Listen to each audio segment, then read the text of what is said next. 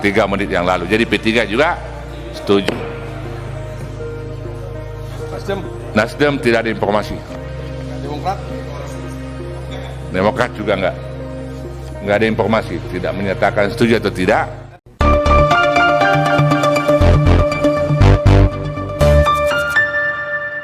Ya, berjumpa lagi dengan Om Ben. Salam seger waras, tetap semangat, jaga persatuan dan kesatuan. Dan harus bahagia nih, waras.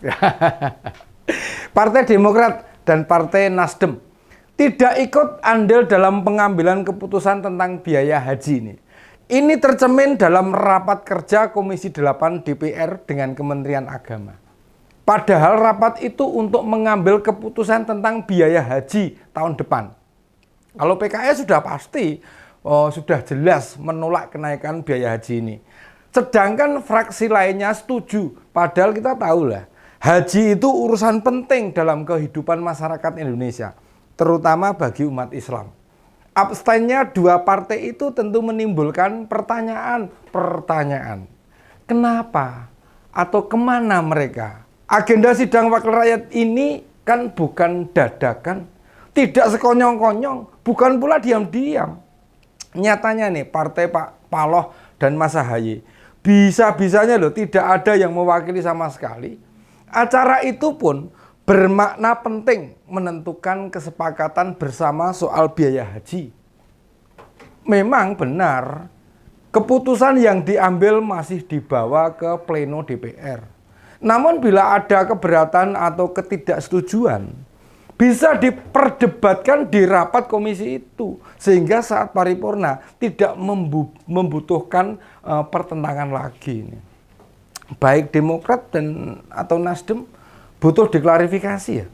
Apa maksud mereka tidak hadir?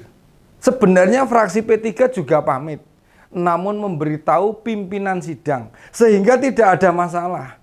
Bisa jadi karena mau pemilu, wakil-wakil dari Nasdem sama Demokrat pada berada di daerah. Mereka sibuk mendatangi konstituen, mikir nasib mereka sendiri. Ngapain mikir nasib jamaah haji Indonesia? Kalau periode besok nggak terpilih lagi, kan percuma. Harusnya ya, fraksi Nasdem dan Demokrat menegur anggotanya yang ada di Komisi 8. Mosok sampai tidak ada yang ikut rapat sama sekali sih? Tidak ada pemberitahuan, mungkin sakit, atau sedang di luar kota, atau acara keluarga, atau mungkin bahkan ke daerah untuk mencari suara gitu ya. Yang dari Nasdem nih ada Bu Hajah Del Maria, Pak Fadil Muzaki, Bu Hajah Sri Wulan, Pak Haji Cecep Mukhtar Soleh. Lalu dari Demokrat ada Pak Haji Ahmad, Pak Wastam, Pak Hasani bin Zubair, serta Haji Nanang Samudra. Mereka-mereka ini yang tidak ada di ruang rapat komisi di saat keputusan penting mau diambil. Mereka itu gimana sih ya? Wakil rakyat nggak mau mikirin rakyatnya, belum apa-apa wis mengabaikan mandat penting ini. Yang ginian itu jadi penyebab mengapa suara partai terus merosot. Demokrat sama Nasdem nih mestinya introspeksi, punya wakil rakyat, namun malah nggak berpikir soal rakyat. Kembali ke soal biaya haji ya. Pemerintah dan wakil rakyat bersepakat. Biaya haji tahun depan naik 3,3 juta atau totalnya 93,4 juta rupiah. Yang penting untuk diketahui nih, uang sebesar 93 juta itu tidak dibayar semua oleh calon jemaah haji. Jemaah hanya membayar 56 juta saja. Sedangkan selisihnya atau kekurangannya 37,3 juta dibayar dari pemanfaatan dana haji yang dikembangkan oleh BPIH. Di tengah-tengah semangatnya umat Islam Indonesia yang menjalankan kewajiban-kewajibannya, kenapa masih ada dua partai yang sering mengklaim perhatian, peduli, memikirkan rakyat, namun kenyataannya mereka mengabaikan tanggung jawabnya? Bukankah sebagai umat mayoritas otomatis di Demokrat serta Nasdem juga banyak orang muslimnya? Itu berarti mereka mesti juga harus serius memikirkan bagaimana umat muslim menunaikan rukun Islam yang kelima itu. Mana wakil rakyat yang mestinya bersuara? Mengkritisi kebijakan, mencarikan jalan keluar terbaik. Terlihat dalam setiap pengambilan kebijakan. Ini apalagi menyangkut hajat hidup orang banyak. Kan tahu sendiri toh, antrian jemaah haji kita ada yang lebih dari 30 tahun. Antrinya loh. Jika kita mendaftar haji sekarang nih, baru berangkat tahun 2053 loh. Kalau usia kita sekarang 30 tahun, maka baru pergi haji usia 60 tahun. Ditambah kelak 30 tahun kemudian berapa biayanya? Maka dari itu, idealnya para wakil rakyat itu ya benar-benar memikirkannya. Supaya ibadah haji kualitasnya makin meningkat. Mumpung sekarang Menteri Agama juga mampu bekerja dengan baik. Di saat begini, butuh banyak pihak terlibat agar umat Islam mau menjalankan rukun Islam yang kelima. Bisa lebih mudah, lebih efektif, serta antriannya tidak mencapai puluhan tahun itu. Bukankah dengan tata kelola dana haji yang bagus, tiap jemaah mendapatkan tutupan anggaran sampai 37 juta loh. Itu sudah hal yang luar biasa. Coba tuh lihat PKS. Meski pemerintah melalui Badan Pengelola Ibadah Haji sudah menjalankan tugasnya dengan baik, mereka masih saja belum puas dengan biaya 93 juta itu. Bagi mereka masih terlalu mahal. Melalui wakilnya di Komisi 8, Pak Wisnu Wijaya, PKS berharap biaya itu bisa lebih diefisienkan lagi.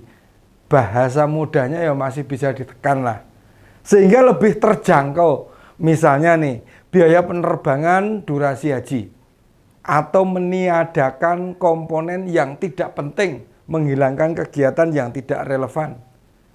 Berdasar pengakuan jemaah haji, layanan haji oleh Kementerian Agama, makin lama sudah makin baik. Nanti kalau biaya ditekan lagi, berpengaruh kepada layanan, kan kasihan orang yang naik haji. Nggak mudah loh pergi haji itu.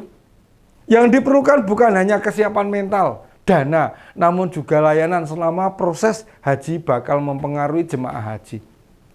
Gusmen atau Pak Menteri Agama ini, Gus Yakut ini, untungnya memiliki kemampuan baik. Memastikan persiapan benar-benar matang.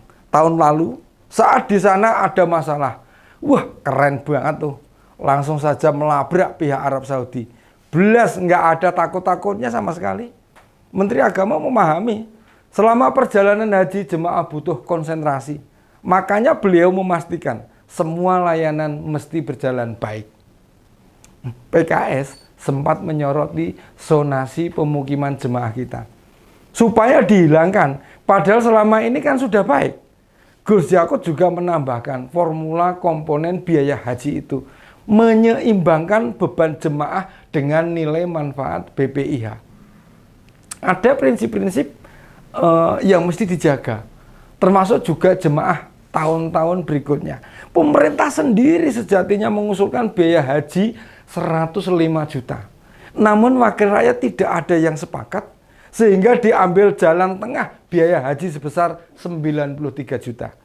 Gus Yakut juga memaparkan, tidak ada kenaikan living cost alias biaya hidup selama ibadah haji. Di samping itu, pemerintah sedang mengupayakan ada tambahan kuota. Total jemaah haji Indonesia sekarang ini berjumlah 221.000. Dan itu merupakan jemaah terbanyak dibandingkan negara lain, termasuk dari Arab Saudi sendiri. Jumlah jemaah itu belum termasuk petugas yang menandakan Indonesia benar-benar menjadi negara besar, utamanya menjalankan ibadah haji. Demikian opini Umben kali ini. Salam seger waras, tetap semangat, jaga persatuan dan kesatuan. Salam.